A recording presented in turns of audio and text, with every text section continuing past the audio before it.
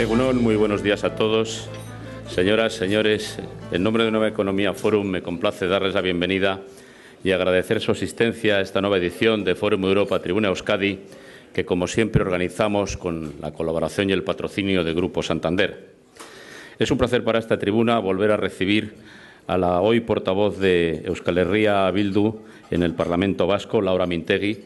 Nos acompañó en esta tribuna hace pocos meses con ocasión de su entonces condición de candidata a la presidencia del Gobierno vasco. Es un placer, insisto, volver a tenerla entre nosotros.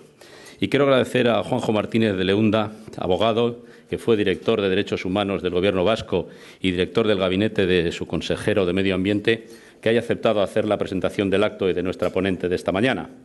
La tribuna es suya.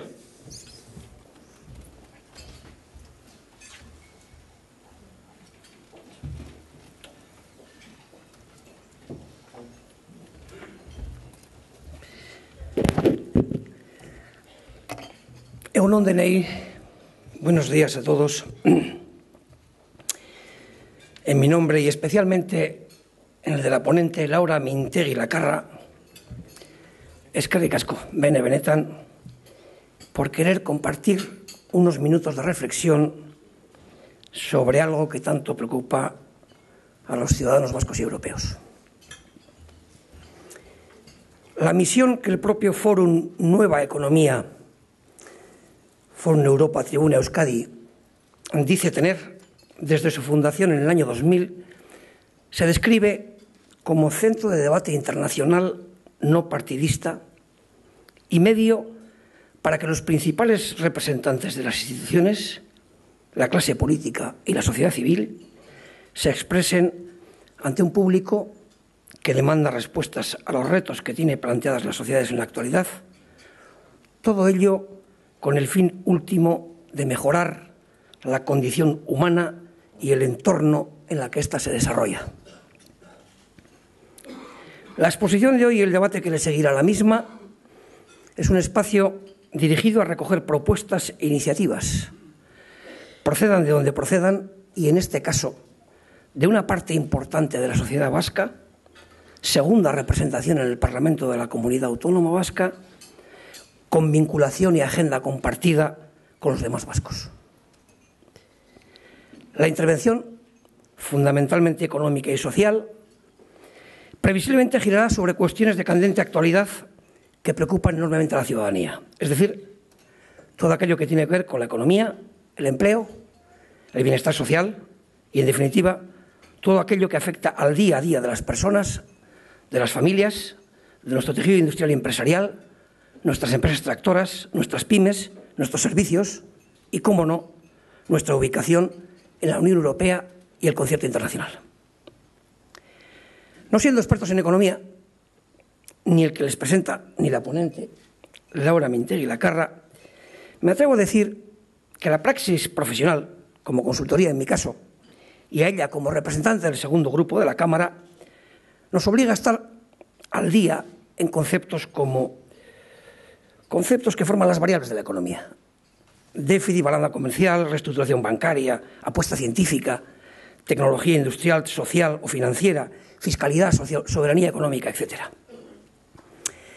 Algunos, como la ponente y el que les dirige las palabras de presentación, opinábamos ya hace un tiempo, finales de 2007, comienzos de 2008, por escrito, cuando dos variables, como las rentabilidades negativas de los planes de pensiones o el bloqueo de una parte de los fondos internacionales de inversión por parte de la Reserva Federal Americana, fueron los primeros indicios de la crisis financiera que ello provocaba.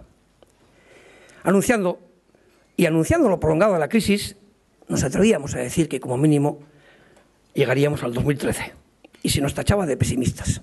En la actualidad no existe un horizonte temporal, a juicio de ningún entendido, de cómo y cuándo se sale de la crisis.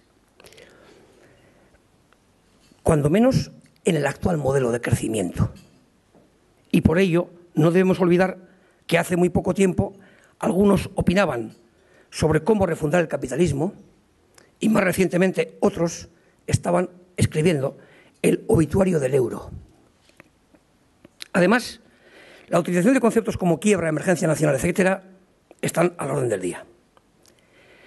Sobre todo esto conversará nuestra ponente Laura Mintegi Lacarra, que desde una formación académica y trayectoria humanista, literaria, incluso se atrevió con Sísifo, pero asumiendo responsabilidades derivadas de la representación que le corresponde, vamos a tener oportunidad de debatir de forma directa, abierta y sin tapujos, sin ocultar versiones como la de ¿qué le ocurre en la economía a la marca España? O como la publicada por Stephanie Claudia Müller, corresponsal en Alemania, en Madrid, y economista, al parecer habiendo atinado en algunos de los pronósticos en relación con la situación de la economía y la marca España. A buena parte de los aquí presentes, entre los que me incluyo, la actividad profesional nos lleva a trabajar en programas Prointer, de los que ustedes ya conocen, y que son apoyados por el grupo Euskal Herria Bildu, sin que sean de su propia propuesta, y que, en cualquier caso, tendremos oportunidad de abordar en el debate. Además, la ponente nos dará su opinión sobre la situación actual del concierto económico de Euskadi con el Estado, los flujos financieros entre ambas administraciones y lo que es previsible vaya a ocurrir en la negociación del cupo. Como otro apunte, y para finalizar, señalar que los recientes viajes a México o a Brasil permite conocer cómo se encuentran dichos países y su tejido industrial, productivo y financiero, y la forma en que nuestras empresas están internacionalizándose allí y en otros terceros países, conscientes también, a juicio de algunos, de que Estados Unidos mira hacia el Pacífico, menos hacia la City, y conforma con China el G2 con sus repercusiones. En el caso de Brasil, ese gran continente donde he viajado los últimos años, es comprobable la existencia de una articulación entre la banca privada y pública. En España, el banco público fue vendido a uno de los bancos más importantes, con sede en Bilbao, y en Euskadi vienen desempeñando una función de banco público vasco las cajas de ahorro, actualmente reconfiguradas en las nuevas entidades financieras que ya conocemos. Pues bien, la definición que una economista, presidenta de un gran país, Brasil, doña Dilma Vana Rousseff, compartida por la ponente, afirma para tiempos de turbulencias y especulación financiera, a la hora de definir el futuro de los países, y lo sintetiza en un pensamiento y una actividad gubernamental puesta al servicio del mismo. Un país rico es un país sin pobreza. Tiene la palabra Laura Mintegi Lacarra y estará gustosa de compartir sus reflexiones. Zeurea da hitza, zuena da hitza.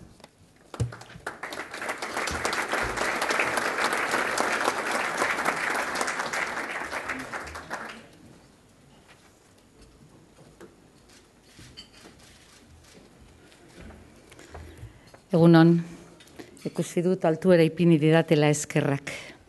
Bestela ez naiz ailegatzen mikrofonora. Lehenik eta behin eskerrak eman, bihotz-bihotzez, antolatzailei eta bereziki Enrikeri beraien moduengatik eta beraien eskuzabaltasunagatik, mila esker. Nola ez eskerrik asko, Juan Jori, aspaldiko laguna, eta eskatu nionean bere ala eman zidan baietza, oraindik oso ondo jakin gabe zertarako ematen zuen baietza. Eskerrik asko etorritako guztiei, lagun, ezagun eta ez ezagunei zeuen pazientziagatik. Eta besterik gabe hasiko naiz aletzen nola ikusten dugun Euskal Herria Bildutik bai oraingo egoera eta bai krisi honi irtenbide bat emateko egin beharko litzatekena. Nik nire apunteak ia euskera utzean ditut bakarrik, baina momentuan itzuliko dut, bere halako itzulpena egingo dut, segitu aldezazuen batez ere zenbait puntu garrantzitsuetan, baina bueno, tartekatzen ibiliko naiz. Hemen egon nintzen azkenengoan irailaren 28an barkatu. Eta orduan esaten nuen krisia dela aukera bat. Eta izan behar genituela ausartak eta kreatiboak. Hilabete eskaz hauetan egoera txartotu eginda, gaiztotu eginda. Eta gero eta gehiago ikusten da ezinbestekoa dela, beharrezkoa dela, modu zaharrak utzi eta modu berri egitea. Hau da, beste paradigma bat egitea. Voy a empezar haciendo un diagnóstico de la situación actual. ¿Cuáles son las nuevas políticas que pensamos que deberían de hacerse? Pero sobre todo, antes de eso, plantear que la situación que tenemos actualmente es consecuencia de unas políticas económicas concretas que se han llevado a cabo y que esto ha producido la situación actual. Es decir, no es mala suerte, no es un fenómeno atmosférico, no es una maldición divina. La situación actual que tenemos es el producto claro de unas políticas concretas que me gustaría mencionar. Y en concreto me gustaría mencionar las consecuencias que han tenido ciertas decisiones que se han tomado en el Gobierno de España. Por ejemplo, su afán centralizador ha producido, por una parte, que la reforma laboral haya agravado estoy traduciendo directamente, no sé si me va a pasar directamente a euskera, que haya agravado la situación en las tasas de paro. Es decir, las condiciones laborales se han recrudecido tanto que esto ha hecho que los índices de paro hayan subido de una manera exponencial.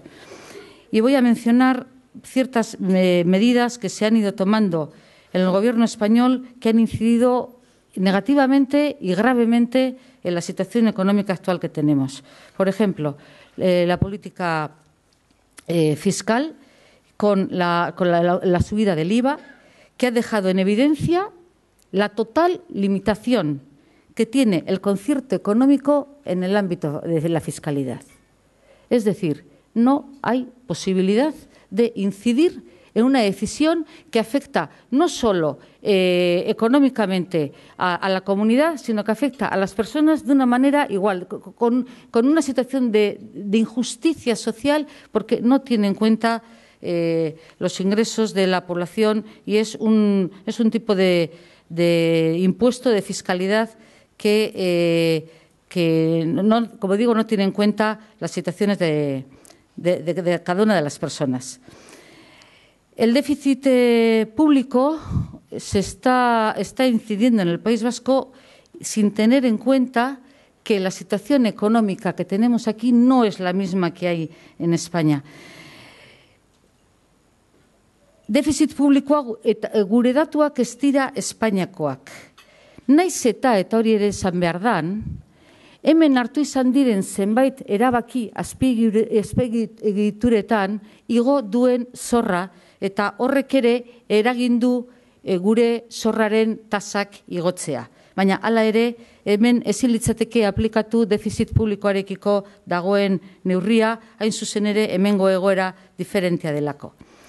Y respecto a la política financiera, sabemos todos perfectamente cómo está incidiendo en el tema de las cajas vascas, y en concreto en el tema de Kutxabank, una legislación que viene desde Madrid y sobre todo desde Bruselas y que en este momento, aunque hay visos de que puede cambiar a mejor y que puede mejorar esa imposición del 51% de que sea el capital privado, aún así deja en una total indefensión la situación del sistema financiero vasco, de manera que, siendo como es el eje de la línea crediticia que necesitan las pequeñas empresas y las familias y las instituciones para desarrollar su política social y económica, aún así, en este momento, no hay una seguridad de que que Kutxabank en concreto quede en manos de las cajas, y estamos asistiendo a un proceso de privatización que es realmente muy preocupante.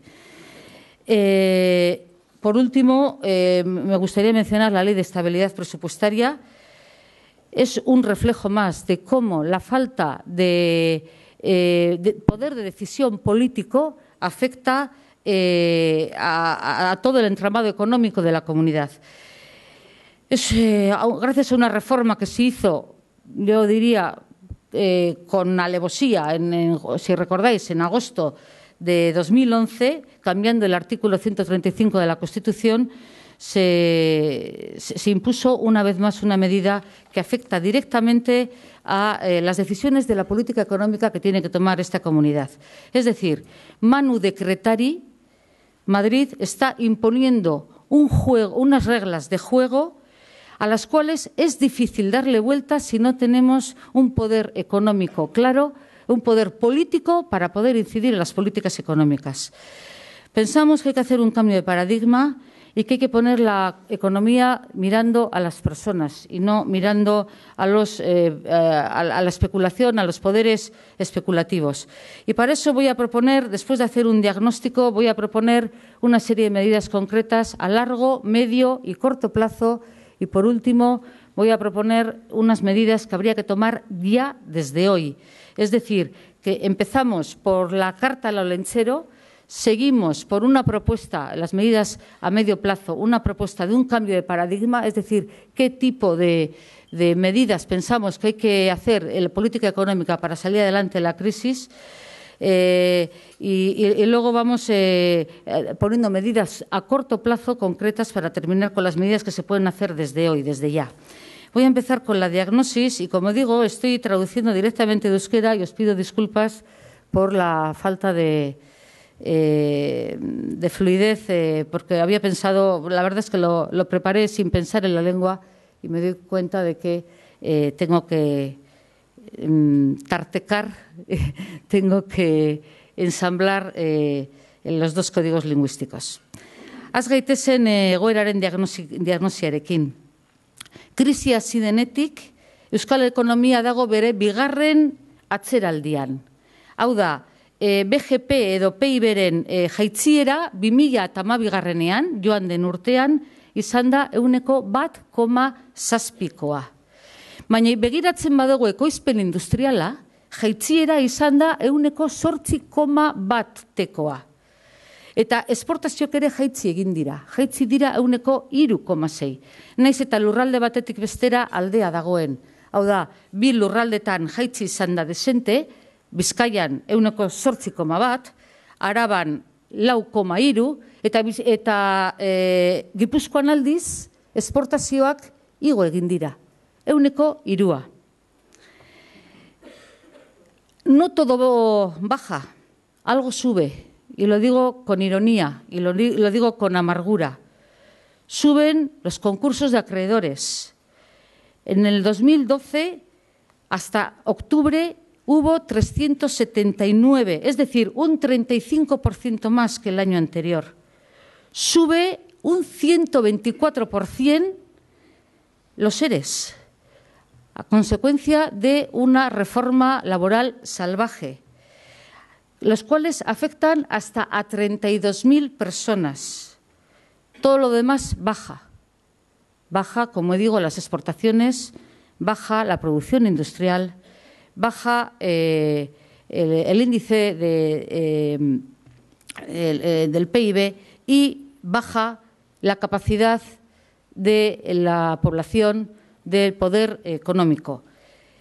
Mientras que los convenios colectivos han subido de media 1,24, sin embargo la inflación ha subido 2,9. Por lo tanto, ha subido más la inflación 2 veces más que han subido más los precios que los sueldos.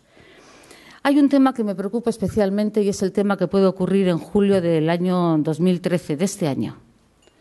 Y es cuando pueden perjudicarse de una manera gravísima la situación laboral de 300.000 trabajadores cuando se ponga en marcha la nueva reforma laboral y esto deje sin fuerza la ultraactividad de los convenios colectivos. Es decir, cuando los convenios colectivos nacionales sean de aplicación obligatoria y dejen en suspenso los convenios colectivos que se han creado aquí.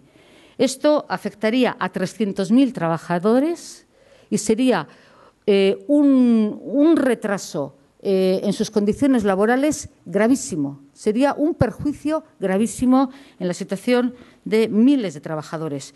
Y este tema de la ultraactividad, que sin nada lo remedia se producirá en julio, es un tema al que tendríamos que ver la manera de darle vuelta. Y vuelvo a insistir una y otra vez, y esto va a ser una constante en mi exposición, la falta de poder político para tomar decisiones en las medidas económicas nos atan de pies y manos a unas políticas del Estado español que no son capaces de dar respuesta a la crisis económica actual. Vemos absolutamente imprescindible el poder tener estas herramientas políticas, el poder soltar amarras para poder implementar unas políticas económicas propias. Y como digo, esto va a ser una constante de mi exposición. Después de tantos números, después del aumento del porcentaje de ERES, después de la exposición de la bajada de exportaciones, de la menor capacidad de poder adquisitivo, esto a las personas, ¿cómo les afecta? ¿Esto cómo llega a la calle? ¿Esto qué produce en la población? Bueno, pues tenemos unas tasas de paro que ya estamos en el 16%, afecta a 175.000 trabajadores en esta comunidad, con datos de febrero del 2012, y si contamos todo el País Vasco son 233.000. 1 de cada 5 trabajadores tiene un sueldo inferior a 1.000 euros. Y solo el 5% de los contratos es permanente. Estos son datos gravísimos. La tasa de pobreza es del 11%. Es decir, 235.000 personas, de las cuales 90.000, estamos hablando de un 4,1% de la población, está en situación de marginación social, está en riesgo de marginación.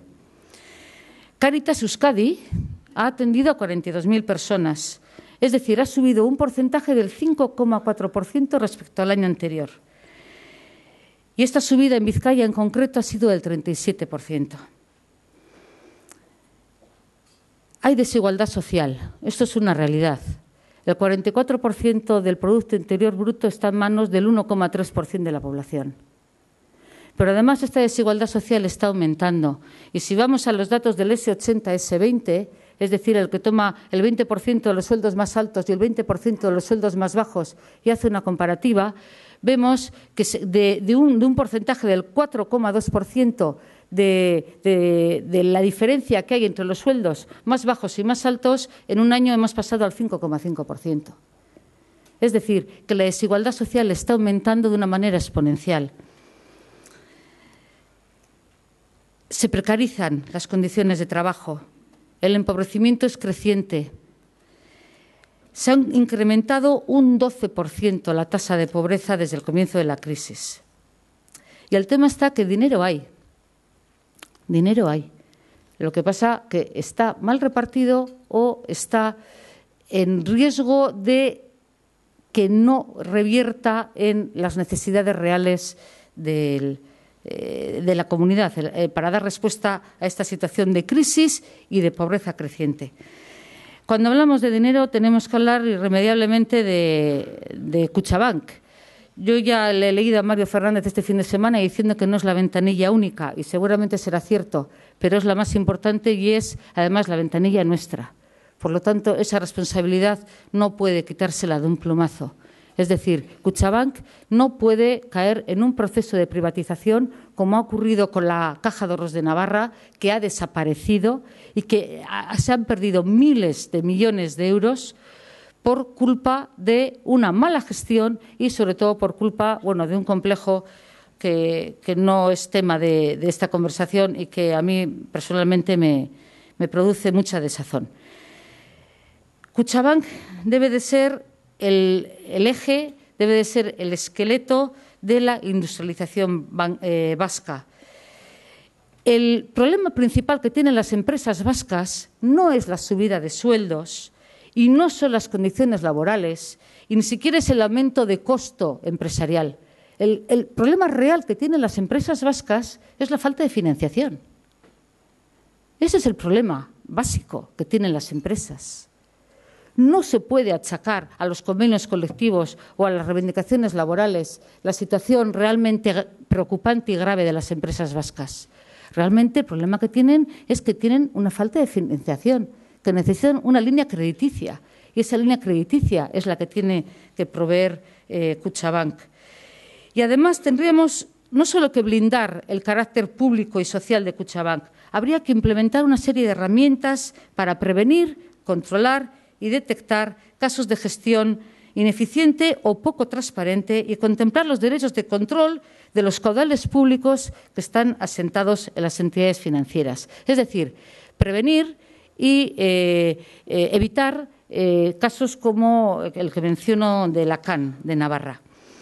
Y después de hacer esta breve diagnosis incompleta y rápida y seguramente desordenada, voy a entrar directamente a cuáles son los objetivos que tendríamos que tener a largo plazo. Y como digo, aquí es donde viene una política económica de Euskal Herria Bildu que es de izquierda y que intenta dar vuelta un giro copernicano a la situación liberal actual.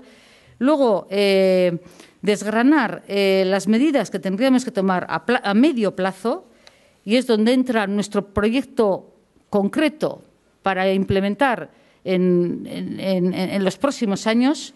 Seguidamente hablaré de las medidas a corto plazo, es decir, las que se pueden hacer inmediatamente, y luego lo que hay que hacer ya, desde hoy mismo. Y empezando por el largo plazo, y no es un brindis al sol, sino que es una convicción política profunda, el poder político tiene que imponerse al poder económico. Es patético ver cómo los poderes políticos, saltándose a la torera toda la filosofía y el espíritu democrático, por encima de las elecciones, por encima del sistema participativo y del sistema de representación, pueden poner a una persona de presidente de un Estado que no ha sido elegido por nadie. Es algo que nos tendría que seguir escandalizando, que no nos podemos acostumbrar a eso. Cómo un poder político puede poner de presidente a un técnico, pasando por encima de elecciones, pasando por encima de participación ciudadana y de sistema representativo formal. Esto es un escándalo. Esto es un escándalo y hay que decirlo así. No podemos admitir los rescates a la banca que la población las paga dos veces. Primero, no recibiendo ese dinero que necesitaría para aplicar políticas sociales, y luego teniendo que pagar encima los intereses de la banca, ese dinero que se está privatizando, dinero público del bolsillo de cada una de nosotras y de nosotros.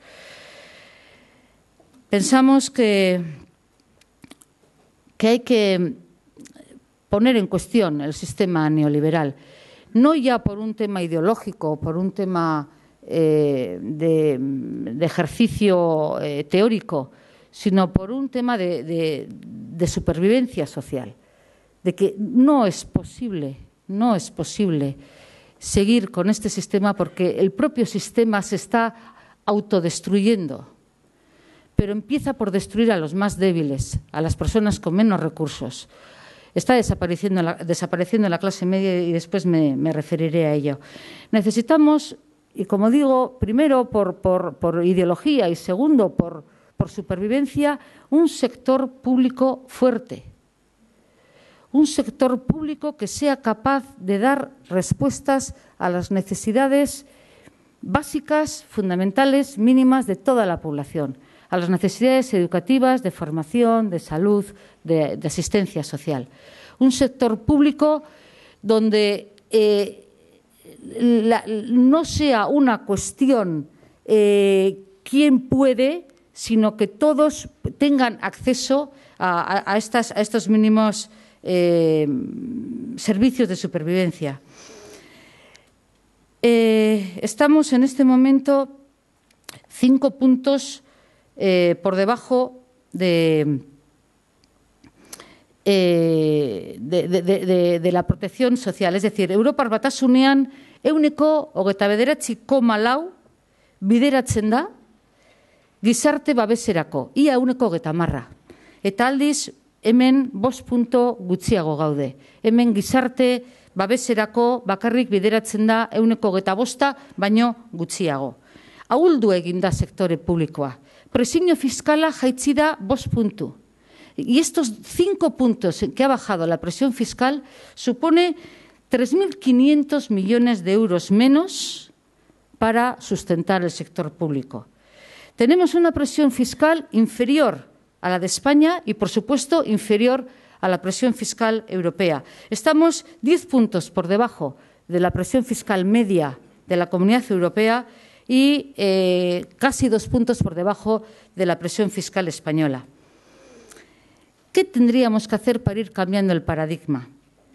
Gure politika da tokian tokiko garapena sustatzea, hau da, eskualdeak indartzea. Guk planteatzen duguna da garapen ekonomiko-soziala, hau da, globalean pentsatu, baina gero lokalean eragin. Hori da planteatzen duguna. Uste dugu gure tareak izan behar direla hazkunde orekatu bat eramatea, eta horregatik eskualdeak dira gure ustez unitatea, eta hor egin behar duguna da herri eta lurralden arteko kohesioa, diversifikazioa, ikerkuntza landu, kualifikazioa, ekonomia berdea, zaintza, berrikuntza eta eragilekin batera jardutea. Es decir, un cambio de paradigma donde, pensando desde local, se planteen temas como, por ejemplo, y voy a poner el ejemplo de la soberanía alimentaria, donde se está planteando que todo pueblo tiene derecho a diseñar e implementar las políticas propias para generar alimento. Desde un punto de vista de diversificación, y además así evitaríamos también el dumping, es decir, que en mercados extranjeros te pongan precios a una producción de monocultivo, por ejemplo, que luego ya vemos qué efectos tan desastrosos tienen en la economía de los pueblos y que además está fomentando la desigualdad social en los países productores, pues diversificar una producción propia, hacer una economía desde las comarcas, donde luego se cree una red entre las propias comarcas y hacer un tejido social y económico equilibrado y sostenible. Ese sería el planteamiento que haríamos, con una protección del mercado doméstico donde se evite la monoproducción y la importación de alimentos baratos, que al final, a la postre, lo que hacen es abaratar productos, bajar la calidad alimentaria y, como digo, provocar desigualdades en países productores. Abogamos por una sostenibilidad agroecológica y por detener esa crisis silenciosa que supone el abandono de explotaciones agrícolas por la falta de relevo generacional y la implantación de modelos productivistas y cortoplacistas. Voy a ir rápida porque me gustaría que tengamos tiempo para el debate. Respecto a la industria, pensamos, cómo no, que hay que ayudar a las pymes, a las cooperativas y a las empresas de economía social. Con cosas a veces muy sencillas, como por ejemplo que tengan prioridad en las licitaciones públicas, y luego con cosas más difíciles de hacer, como es crear fondos de inversión y crear fondos que promuevan I+D+I. Pero quiero matizar esto. No es tanto cuánto I+D+I debemos de hacer, no es tanto un tema cuantitativo, sino un tema cualitativo. Es decir, I+D+I, sí, pero ¿para qué? ¿Para qué? ¿Cuál es el objetivo? O sea, ¿qué tipo de modelo económico y político y social queremos? ¿En qué vamos a investigar? ¿Qué vamos a desarrollar? Es decir, que no es un tema, como digo, cuantitativo, sino un tema cualitativo, para poner esa investigación, para poner ese desarrollo en aras de un modelo ecológico sostenible, donde la variedad sea un valor añadido. Y por eso pensamos que debe ponerse en marcha, como no, un fondo estructural de inversión y de creación de empleo, aumentando la diversidad productiva y para potenciar las relaciones industriales en red. Una política social y cooperativa que invierta en innovación, en diversificación, en el equilibrio intersectorial. Me preocupa mucho todo lo que sea monoproducción, monofinanciación, es decir, aumentar la diversidad, algo que también es bastante consustancial con nuestra propia manera de ser y nuestra propia manera de funcionar en el país. Y luego establecer un modelo de relaciones comerciales internacionales, pero que sean justas y equitativas, que no sean predatorias. Respecto al empleo, me gustaría primero decir que el empleo es un concepto más amplio que el trabajo. Cuando hablamos de empleo tenemos que hablar del trabajo remunerado y el no remunerado. Tenemos que hablar de el trabajo doméstico y familiar. Tenemos que hablar de un reparto equitativo del trabajo y además de la creación de nuevos empleos, por supuesto. Y para eso creemos que es fundamental, y volvemos a toparnos otra vez con el muro de la falta de decisión política, es fundamental un marco propio de relaciones laborales. Y este muro es una constante que cuanto más profundizo y cuando he ido preparando esta exposición, una y otra vez me encontraba con la situación de que en cuántas cosas no podemos decidir. Ese es el tema. ¿Cuántas cosas se podrían hacer y no se hacen porque no hay capacidad decisoria, porque no hay posibilidad de decidir por una serie de imposiciones políticas? Pensamos que hay que desarrollar una ley marco de economía social y solidaria y reclamar, como no, la competencia plena de la seguridad social. Después de 30 años que no esté desarrollado el Estatuto de Gernika, sería una chanza si no fuera trágico. Creemos, además, que hay que hacerlo todo ello con la participación real de los agentes sociales y sindicales en la definición y en la definición de las políticas públicas. Y rápidamente, respecto al consumo, pensamos que sería bueno un Instituto Vasco de Consumo o un Kontsumobide para poder asegurar la participación de las asociaciones de consumidores y para que sea un instrumento para dirimir los conflictos de intereses que ocurren y como, por ejemplo, esta misma semana hemos podido ver en el Parlamento, que son temas realmente difíciles. Y estoy pensando en el tema que se ha presentado Eroski y Fagor. Es decir, y eso es lo que este grupo propuso. Propuso precisamente que se establezca una intermediación para dar salida a estos temas que son realmente complicados.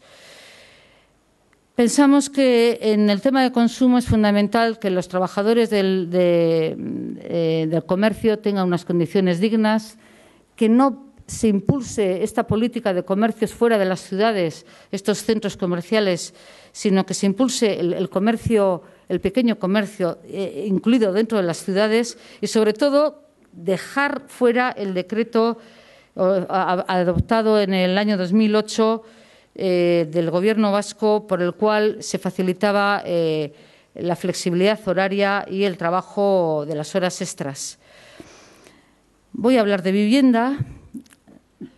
Esta comunidad es la única, bueno, junto con Ceuta y Melilla, que no tiene una ley de vivienda. Y lo dejo ahí. Creemos que hay que hacer una ley de vivienda con un carácter universal y, sobre todo, que asegure el derecho a la vivienda. Esto es sangrante. 9 desahucios diarios. 9 desahucios diarios que esto afecta, y lo tengo por algún sitio, si no me equivoco, esto afecta al 0,4% de las familias vascas. Cuando los desahucios ya pasan a ser un porcentaje, cuando ya se pueden contar en números, es que tenemos un problema grave. Las entidades financieras deberían, según nuestro punto de vista, pasar de alguna manera esta propiedad de los pisos de las casas desahuciadas a una especie de Etxebide, donde se unifiquen las demandas de las listas de los demandantes y donde se puedan establecer unos alquileres sociales proporcionales a los ingresos de la unidad familiar. Y hay medidas que se pueden hacer mientras tanto también, como por ejemplo corregir algunas medidas fiscales que en este momento están primando la compra de la vivienda y, sin embargo, están gravando el alquiler de la vivienda. Y con medidas fiscales sencillas se puede invertir esta tendencia y se puede primar fiscalmente el alquiler y, no digo gravar, pero no favorecer las medidas fiscales respecto a la compra de la vivienda. Como hemos dicho muchas veces, y es así, la política social es un eje de Euskal Herria Bildu. Pensamos que el bienestar social es un derecho universal.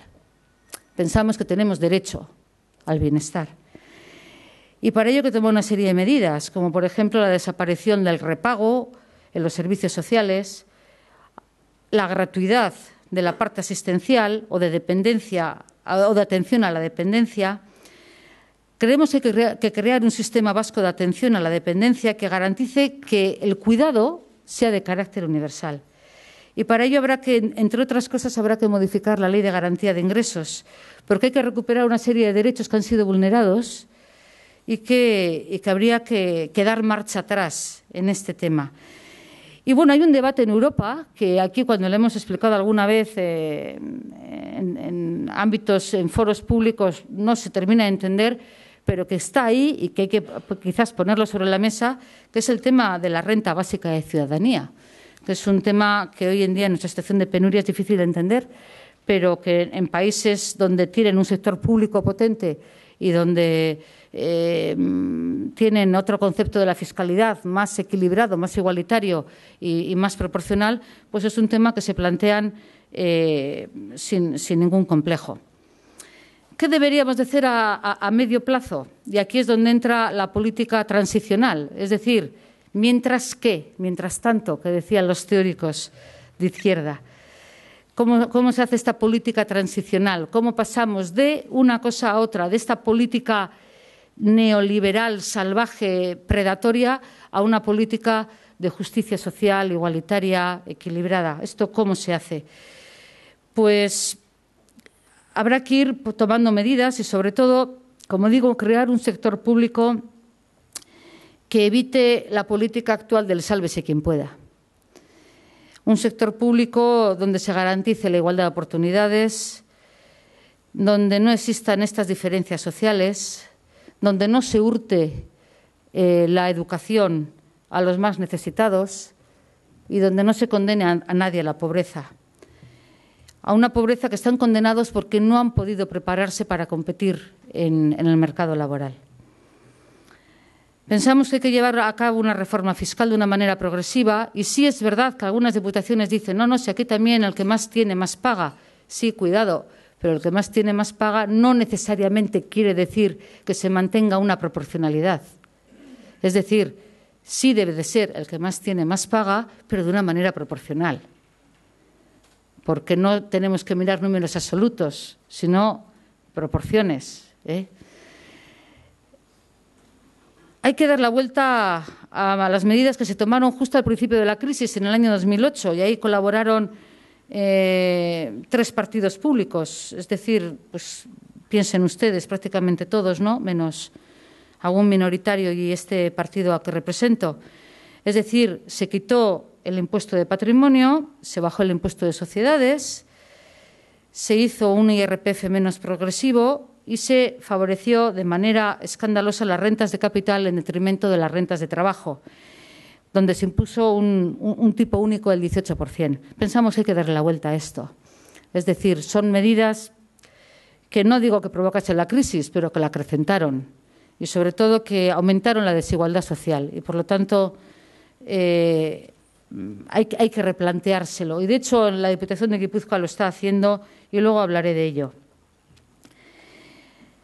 Se está planteamos el impuesto a las grandes fortunas, que a veces asusta, da miedo, pero bueno, hablando de números, estamos diciendo que una persona que tenga, por ejemplo, 6 millones de euros, este impuesto le supondría 47.500 euros. Es decir, estamos hablando de un 0,79% de su capital. Por lo tanto, palabras que asustan, luego vas a los números y ves que no es para asustarse en absoluto, ¿no? Además, tienen una ventaja, tienen una posibilidad. Esta persona que tenga 6 millones de euros, si invierte, por ejemplo, en su empresa familiar 3 millones, paga muchos menos impuestos que si esos 3 millones los invirtiera en bolsa o en valores, etcétera. ¿Por qué? Porque este impuesto a las grandes fortunas está diseñado así. Es decir, está diseñado de manera que si quiere desgravar, a pesar de tener el impuesto específico a la gran fortuna, invirtiendo en la empresa familiar, va a desgravar mucho más que se hace una inversión en valores o en bolsa. Por lo tanto, es una manera también de fomentar esta inversión en la empresa. Tendría una reducción del 75% en ese caso.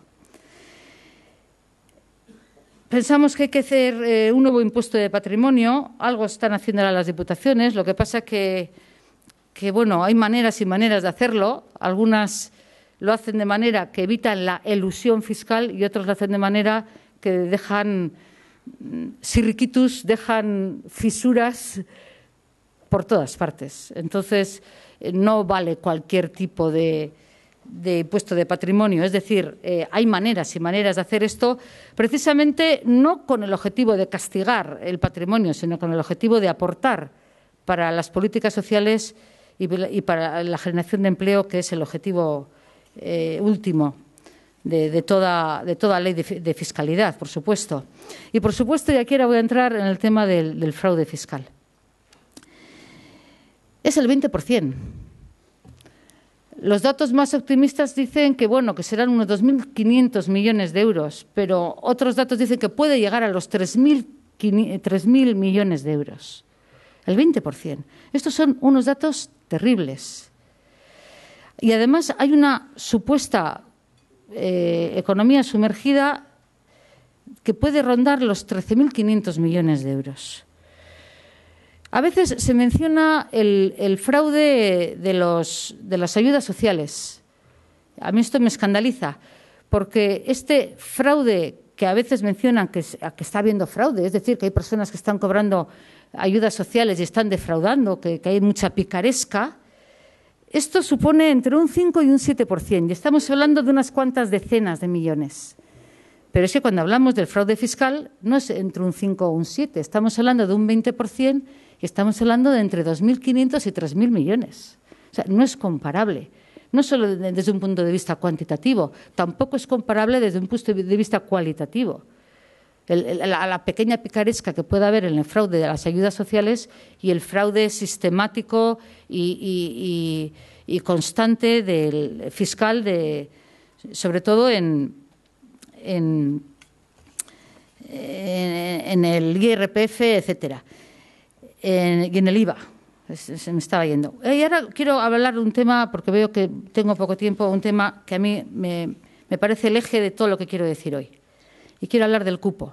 Y igual pizka desordenaturik nabil, baina gauza asko daukat hitz egiteko, denbora gutxi, eta agian gero debatean aukera izango dugu orain azaldu gabe utziko ditudan gauzak esateko.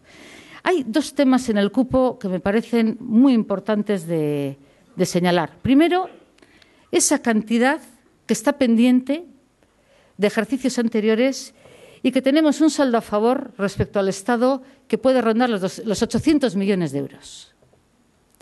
Y segundo, la cantidad que supuestamente nos toca aportar vía cupo, que el Estado de una manera unilateral ha hecho su propio cálculo, que le salen 812 millones de euros, pero que el último cálculo que hizo el anterior gobierno, el gobierno vasco socialista, lo reducieron en un 40% y a ellos les salía que no eran 812, que eran 500. Si sumamos estas dos cantidades, es decir, esa cantidad de 800 millones de saldo a favor que tenemos de ejercicios anteriores, con la cantidad que nos correspondería pagar, que es inferior a lo que nos están planteando, es decir, que quizás son 300 millones de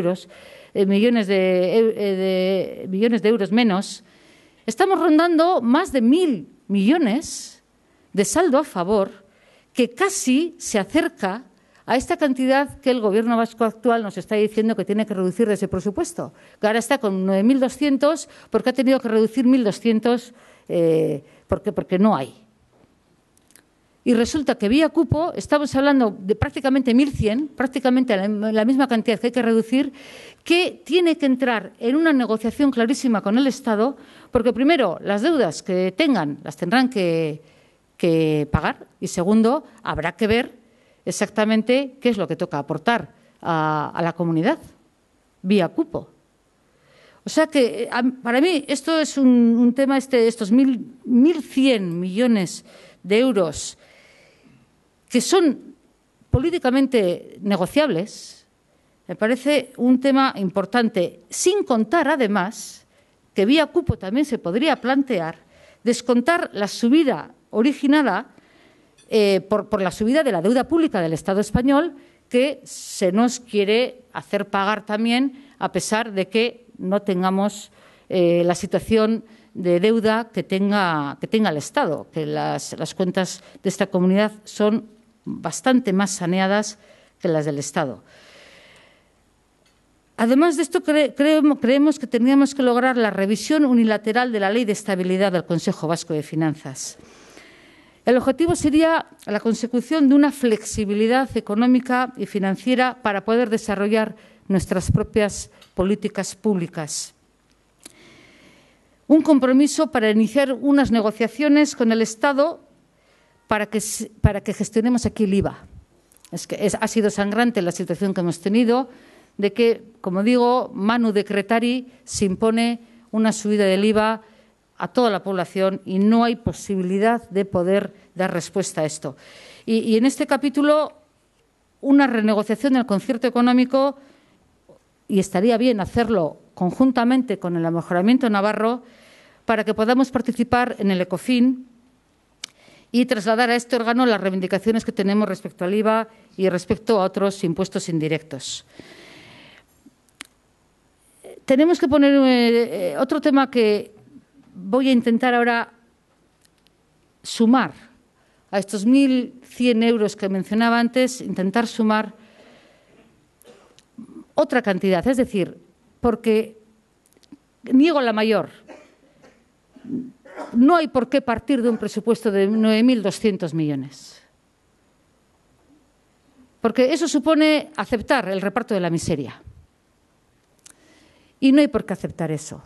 Porque hay posibilidades de poder partir de otras cantidades de presupuesto. Y antes se ha hablado de los 800 que están en el aire vía cupo y de la rebaja de 300 que puede haber, según los cálculos que hizo el Partido Socialista del Gobierno vasco anterior. Pero es que además hay otro elemento. Si discutimos la tasa de déficit, que en este momento está en el 1,5% y que el Gobierno pretende bajar al 0,7%, y se llega a una negociación y se mantiene en el 1,5%, esto nos da posibilidades a tener una capacidad de endeudamiento que en sí no es negativo, y lo sabemos, lo sabéis vosotros mejor que yo, bastante mejor que yo, que no es negativo, una capacidad de endeudamiento de otros 500 millones de euros. Es decir, que una medida política como puede ser el no imponer esta bajada de la tasa del déficit público puede permitir una posibilidad para poder hacer una capacidad de endeudamiento, como digo, de 500 millones.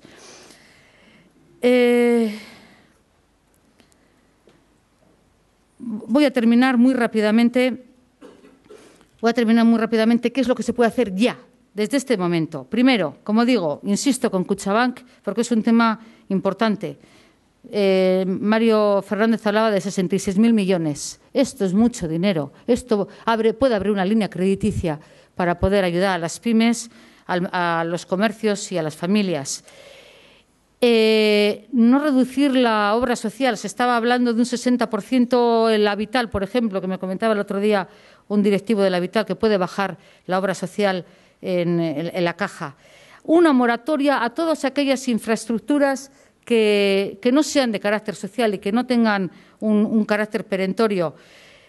No voy a hablar de datos, pero porque son de marear, los datos del tren de alta velocidad o los datos de Supersur, que si luego tenéis interés los podemos comentar, que son una porrada, si me permitís la expresión, de millones que en una obra que no tiene, en un tren que no lleva a ninguna parte, o por ejemplo,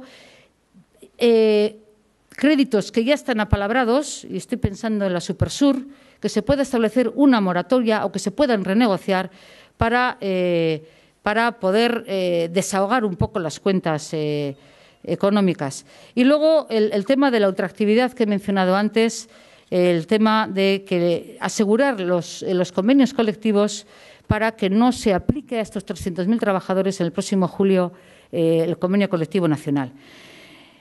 En dos palabras, capacidad política de decisión. Es clave, pero no ya pues porque sea un ideario de un partido. Es que es la manera de poder tomar decisiones. Decisiones para problemas graves y para los que se pueden dar una solución económica teniendo instrumentos políticos. Es decir, que una vez más no se impongan unas políticas, por cierto, bastante miopes y bastante autistas que vienen desde Madrid para una situación que no tiene nada que ver con la situación española, que es distinto y que aquí el empresariado vasco, la clase trabajadora vasca, ha demostrado que es capaz de poder salir adelante de esta, que es capaz de hacerlo bien y que puede hacerlo, que es capaz de implementar políticas económicas sociales. Y voy a dar unos ejemplos. Y me tengo que ir a los ejemplos de Guipúzcoa, porque es donde tenemos oportunidad de poder implementar estas políticas.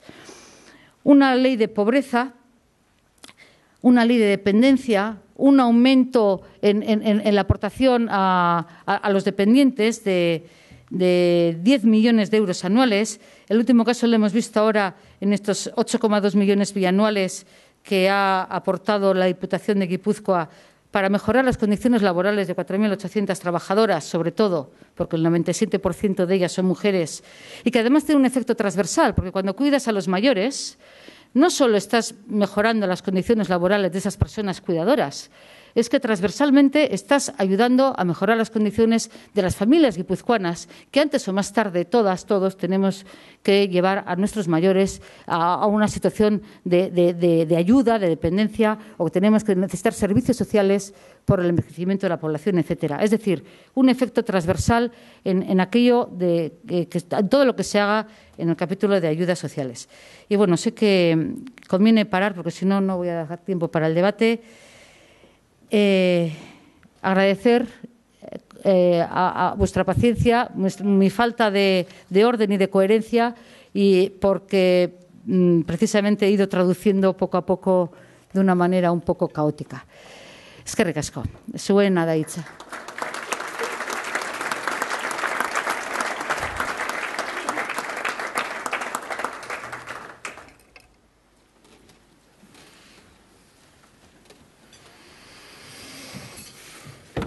Muchas gracias. Pasamos al coloquio. Tengo que comentarle que hay muchas preguntas y poco tiempo. Yo voy a intentar ordenarlas, si usted me ayuda un poquito. ¿Cómo no? Y atendemos el mayor número posible. No sé si vamos a poder atenderlas todas. Pero bueno, empezamos. La crisis cumple ya más o menos 5 años. Hay varias preguntas relacionadas con ello. La primera que le traslado es si cree que hemos aprendido algo colectivamente. ¿Aprendido algo, perdón? Después de 5 años de crisis, ¿cree que hemos aprendido algo?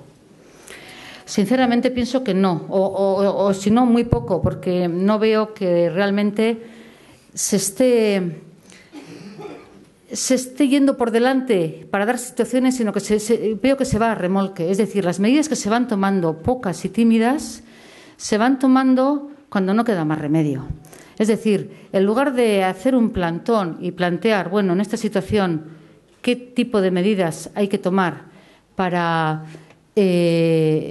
no solo para atajar la crisis, sino para crear otro tipo de economía sostenible, no se hace ese ejercicio, sino que se va a posteriori tomando medidas paliativas que lo que hacen es solucionar situaciones perentorias y graves, pero no se plantea una iniciativa primera de cómo hacemos un programa político económico serio para solucionar la crisis.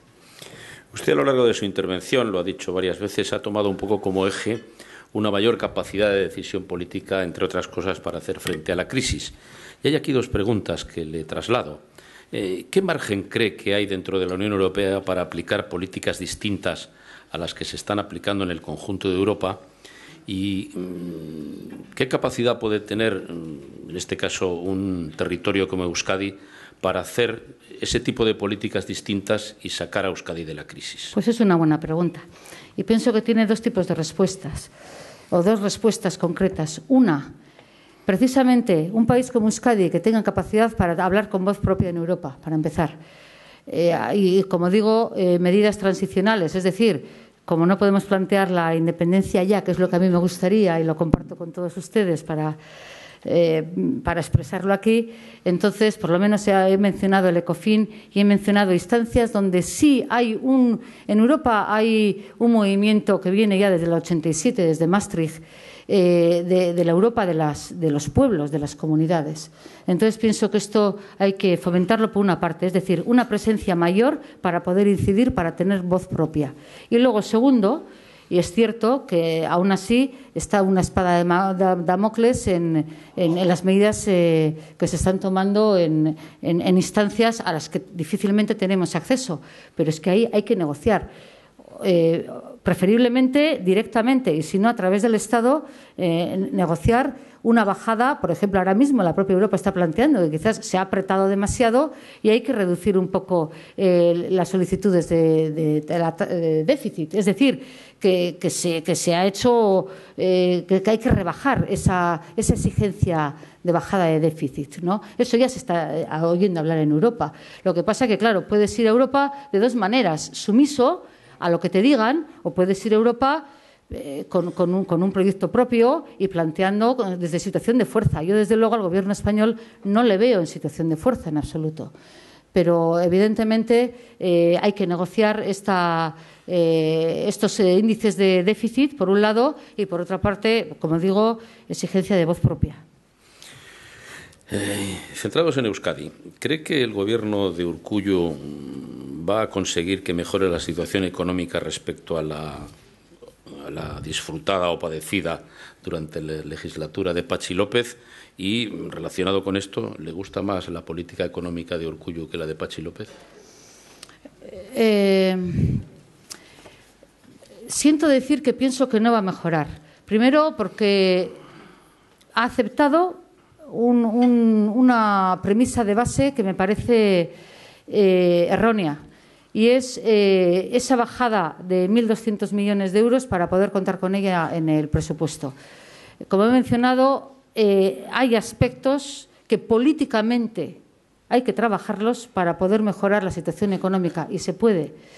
Por lo tanto, me parece que tiene una actitud, en principio, sumisa. Más de una vez ha hablado de lealtad a Mariano Rajoy. Y luego, tampoco me importan las palabras, me importan los hechos. Y los hechos tampoco me llevan a ser muy optimista, porque hasta ahora todas las actuaciones que ha tenido respecto a medidas económicas ha ido coincidiendo sistemáticamente con el Partido Popular del País Vasco, que es una correa de transmisión del Partido Popular Español. Por lo tanto, no deja mucho lugar al optimismo, ¿no? Y luego, que me gustan más unos u otros, no es cuestión de gustar o no gustar, es cuestión de eficacia, es decir, de cuál es el objetivo. De esas políticas enfocadas a qué están. Y yo veo que están más enfocadas a una serie de intereses económicos que aprietan, que realmente acogotan, que no enfocadas a políticas sociales. Entonces, en la práctica, un partido de derecha, un partido de izquierda, si hace la misma política, ya no es cuestión de gustos, es cuestión de que la política que hacen no responde a la problemática social. Hay unas preguntas relacionadas con el empleo, o con la falta de empleo, o con el desempleo, como quiera llamarlo. La primera, le plantean que usted, de alguna manera, o han querido entender, que achaca la reforma laboral una parte, por lo menos, del incremento del paro. Pero, ¿qué parte le corresponde a que no haya consumo? Bueno, también es una buena pregunta. A ver, está relacionado todo, ¿no? Es decir, esto es la pescadilla que se muerde la cola.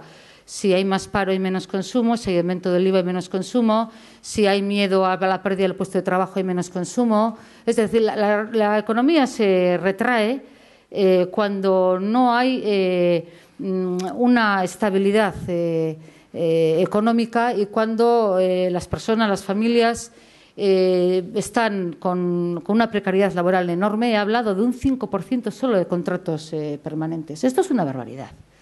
Esto es una barbaridad. Es decir, la situación de inseguridad y de precariedad que supone las situaciones laborales de las trabajadoras y de los trabajadores en el mercado laboral.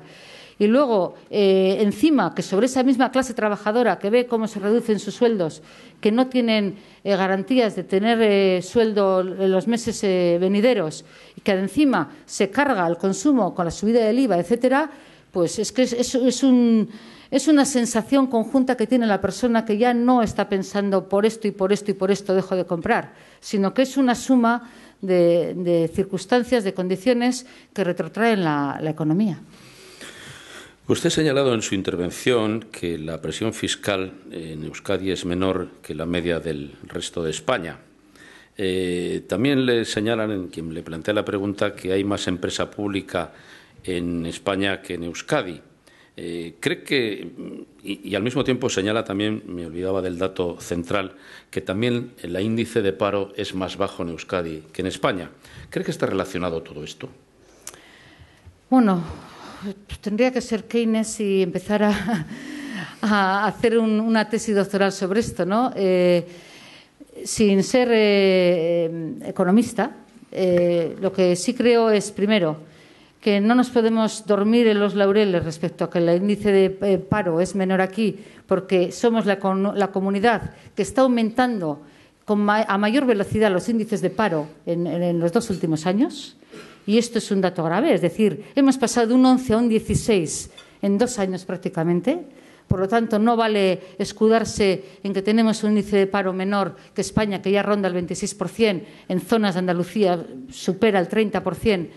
Estamos en un 16, pero venimos de un 11 y hemos aumentado en poquísimo tiempo. Somos en este momento la comunidad que más aumenta su paro. El hecho de que en España haya más empresas públicas, también un índice del sistema que no es nuestro y que además ha facilitado esta corrupción de la que estamos siendo testigos en los últimos meses y semanas, y que viene a avalar una vez más la necesidad de soltar amarras, porque precisamente aquí se funciona de otra manera, somos otra cosa. Tenemos otras maneras de actuar y yo creo que sabemos hacerlo, en general, como colectivo, llegando a acuerdos con mucha generosidad y dejándose todo el mundo pelos en la gatera. Pero esto se puede hacer y estoy convencida de ello. Y había una tercera cuestión que casi pasamos a la siguiente pregunta. Muy bien. Pues la siguiente pregunta también tiene que ver con esto. Le plantean qué propuestas formularía usted para reducir el paro hasta un 5%. Bueno, pues hay 2 cosas que se pueden hacer. Primero, el existente repartir. Hablamos de la reducción de jornada, hablamos de desde luego la supresión de horas extras, hablamos de compatibilizar el trabajo, la vida familiar con la laboral, repartir lo que hay y crear nuevo. ¿Y cómo se crea nuevo? Pues con dinero. ¿Y de dónde sale el dinero? De los bancos y de los impuestos. La verdad es que no tiene mucho misterio esto, es decir, es una cosa bastante sencilla, aunque a veces nos lo quieran complicar. El dinero sale de que todos pongamos más, y eso se hace vía reforma fiscal, y que luego las entidades financieras, que son las que manejan las cantidades para fomentar un tipo de políticas u otras, se pongan la mirada y pongan el eje en la promoción de la empresa vasca, del comercio y de las familias. Y no tiene mucha más complicación. Es decir, el dinero hay. No es problema de falta de dinero, es un problema de políticas de distribución y de uso. Y cuando se pone en un fondo de inversión, cuando se atiende la formación, la investigación, que es clave, porque si no formamos a nuestra juventud, a nuestra gente, a nuestra población, estamos condenados a la miseria no solo intelectual, a la miseria económica, a la miseria personal y como país. Entonces, yo pienso que esas son las dos grandes medidas. Es decir, una política financiera que abra líneas crediticias a la pequeña y mediana empresa, al comercio y a las familias, y luego una política fiscal progresiva que tenga una clara orientación social y económica. Pues las siguientes preguntas van sobre esto. La primera se refiere a las cajas. La pregunta es doble, en dos sentidos casi contrapuestos. ¿Creen que hay que hacer cambios, no sé si profundos o sustanciales, en los órganos de gobierno de las cajas? Esa sería la primera pregunta. Y la segunda es si no hay que tomar ejemplo de otras cajas donde la injerencia política ha sido mayor y no les ha ido, parece que, demasiado bien. Bueno, la primera pregunta espero que no sea capciosa, la voy a responder igual. Sí, lo que hay que hacer es que la representación de las cajas atienda a la representación política que ha surgido de las urnas, sin más, ni más ni menos. Simplemente eso. Es decir, que no se hagan puenteos, que no se tomen bypass para poner una representación en las cajas que no responda a la representación política democrática. Y creo que se entiende bien lo que quiero decir. Y, en segundo lugar, evidentemente, tal como están cajas en otros lugares, y sobre todo a mí la que me duele en el alma es la CAN, la Caja de Ahorros Navarra, evidentemente no son modelos a seguir en ningún caso. Es decir, en las cajas, como he dicho antes, tendríamos que evitar la privatización. Es un bien público que además es un eje fundamental para la recapitalización de las empresas y tenemos que agarrarnos a ello como un clavo ardiendo. Es decir, no se puede permitir de ninguna manera que se pierda el carácter público de Kutxabank. Y hay algunos pequeños visos de que, bueno, quizás se puede salvar, porque hubo un momento que ese 51%, como digo, nos hacía pasar por unas hordas claudinas que era realmente preocupante, prácticamente nos ponía en la pista de la propia CAN, y hay una posibilidad de que esto pueda tener, bueno, pues puede invertirse esta situación, pero hay que estar muy atentos y luego, como he comentado antes también, crear sistemas de control, sistemas de transparencia, sistemas, es decir, que no sea un mundo opaco, que sea participativo y que están ahí nuestras cartillas y que está ahí además el futuro de este país, el futuro económico, y por lo tanto establecer una serie de mecanismos políticos que permita un control económico. En el tema fiscal se ha planteado la posibilidad o la conveniencia de que se transfieran competencias de materia fiscal desde las diputaciones forales al Parlamento. Parece que es una postura que comparten ustedes y el Partido Socialista. Hay dos preguntas relacionadas con ello. La primera, si cree que se puede producir un acuerdo en ese sentido en el corto plazo. Y la segunda es si cree también o comparte la opinión de algunos de que eso debería comportar un replanteamiento de la distribución de escaños y de representación en el Parlamento por territorios. Es un tema, ahí sí que abrimos el melón y estamos en la situación de hace 30 años que todavía recordamos discusiones de aquella época, ¿no? Bien, en primer lugar, pensamos que en el Parlamento hay que unificar criterios, lo cual no quiere decir que se pase competencias al Parlamento respecto a la recaudación fiscal. Pensamos que el sistema actual de recaudación fiscal en las diputaciones es correcto, lo que pasa que sí es cierto que a veces hay ciertas incongruencias o hay elementos distorsionantes y que habría que unificar criterios, no que se pase a recaudar desde el Parlamento. Ese es el primer punto. Y el segundo, respecto a la representación, bueno, esa es una decisión realmente que en su momento se tomó, esta representación igualitaria de todos los territorios históricos, independientemente de su volumen poblacional, pues porque se veía que si no las desigualdades llevaban a una situación de desequilibrio muy grande, ¿no? Es cierto que el voto de un alavés vale 4 o 5 veces más que el voto de un vizcaíno, eso es así, en general, en esta comunidad. Es un tema que no hay que tener miedo nunca a poner sobre la mesa ningún tipo de tema para discutir, pero pienso que quizás no es el tema urgente ni prioritario. Es decir, puede responder pues a quizás pues a intereses concretos, pero no hay que tener miedo a hablar de ello, pero tampoco es lo más urgente.